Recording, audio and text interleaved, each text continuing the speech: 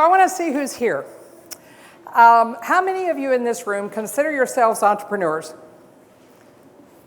Bigger number than usual. If you consider yourself maybe not technically an entrepreneur, but you would say, I've got that kind of spirit, and I go with it wherever I am. Would we add any more? Yeah, okay, great. So we get close to 100%. Now, why is that? Why in the world would we get that close? I always get 50 to 70%. I think it's because it is based on a natural human instinct. And I think that instinct is what I'd call personal agency, right? We want to have a self-directed, a self-chosen life. And entrepreneurship just rings with that every possible way. But what does that have to do with happiness? I mean, that's what we're here talking about, right? Well, I have been in the business world with entrepreneurs, thousands of them, literally, over 40 years. I'll be 70 years old on Wednesday, so you got to take my word for some of this, right? But on the other hand, there's research that backs me up, which is always nice. And there are two studies I'd like to share with you really quickly, and then give you some ideas, I think, about how you could engage with them. The first one was by the Journal of Personality and Social Psychology. And what they were trying to do is find the correlation, the highest correlation there was with happiness. Because if you wanted to promote it, you had to know what it correlated with. They checked a bunch of stuff it was not. It was not hot sex. It was not money, but we knew that, right? It was not the number of friends that you have on Facebook or anywhere else. No, what it was? Autonomy. The feeling of a self-directed, self-chosen life. I see a lot of heads nodding. We can relate to that, right? That brought the highest correlation with happiness. But there's another really important study that's really connected to this, but different. And that was just published in our local wonderful Yes magazine this last month. It was done by Knox College, who was looking again at what's this correlation with happiness if it is deep and abiding, not ephemeral, but it's there. And what they found, making a difference.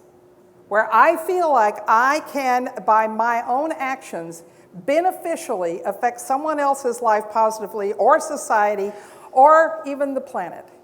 So now we've got things in two hands here, right? We've got making a difference and we've got personal agency. So when you put those together, I'm seeing something arising that I'm very excited about, even in this old age of mine, and that is something called the responsible entrepreneur, where you get people who make big promises, not just to do their own business right, but to change the world through their business. And I think that's a very exciting story. Now, there's one other thing I'm noticing about them and bringing their personal agency to that is they go access roles that they've never taken on before, archetypes.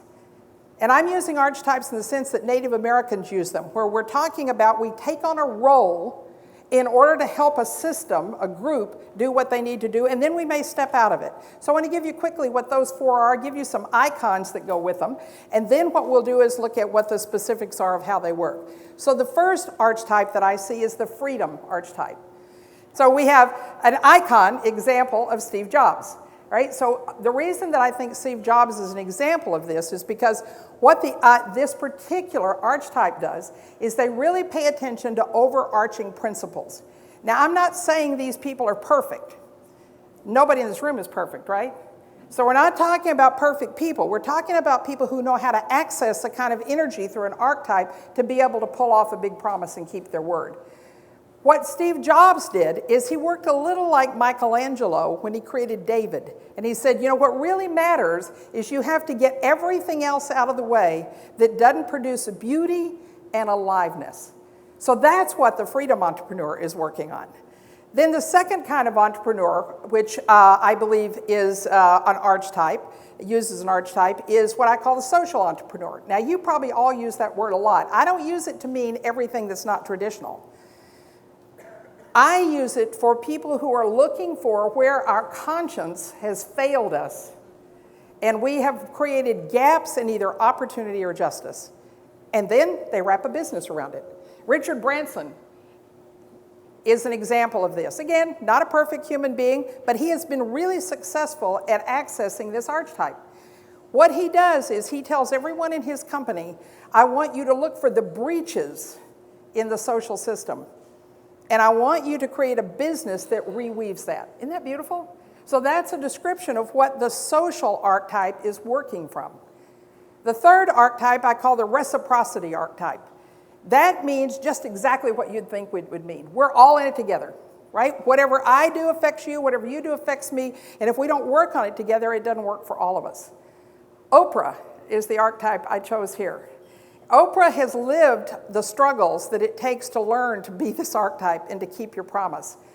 The way she's living up to her promise is seeking to challenge the cultural assumptions that exclude, to challenge what skin pigmentation has to do with anything, to look at what social orientation has to do with love, and to look at what all behaviors have to do with choosing to exclude people. So the Reciprocity Entrepreneur is working on wholeness. They're working on bringing back, no matter how broken you may think you are, and as Oprah said, I used to think I was broken, bringing them back to wholeness. The fourth archetype I call the regenerative one. Now this is a powerfully difficult, challenging one. The archetype here is to go fundamentally question the infrastructure we create, like laws, regulations, the way we set up accounting systems that prevent everything else from moving and being alive. Larry Page is the one I chose here. And Larry Page is an example because working with his grandfather when he was very young, he learned something important. His grandfather was one of the people who shut out General Motors and created the United Auto Workers Union. Did you know that? I didn't know that. He carried with him to work a club for a long period of time to feel safe. So Larry Page said, when I create a business, and I know I will, I want it to be a place people can not only feel safe, but they can contribute. But what about ordinary people? Now, they were all ordinary at one time too, right?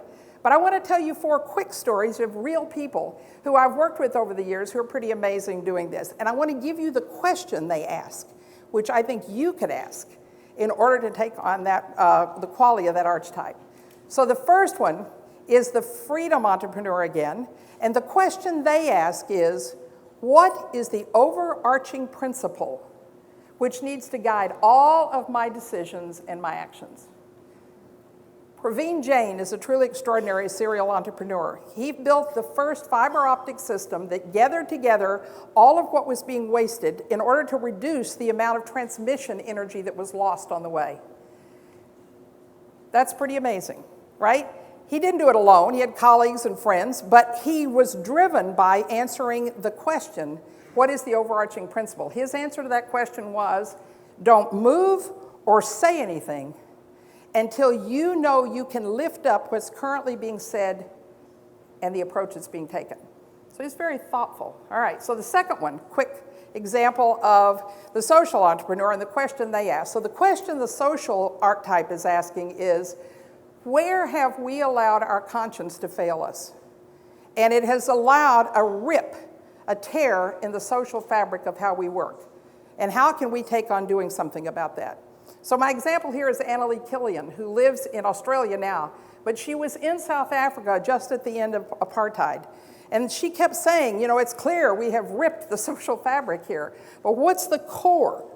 What would we go after at the deepest level that could make a difference? And she said, education. We have prevented everyone else from having the power that comes from education. She created a system so broad and wide using her entrepreneurial role in BHG Brilliant. And as a result of that, she received a Mandela Award for bringing business and education together. So it's not only the entrepreneur, it's the entrepreneur as well. The fourth example that I'd like to give you of third example of a real life entrepreneur who is living out of these archetypes is the reciprocity one. Now the question the reciprocity entrepreneur is always asking, and I'm gonna go slow here, what hole needs to be tended? So what the reciprocity entrepreneur knows is that we're tending parts and pieces.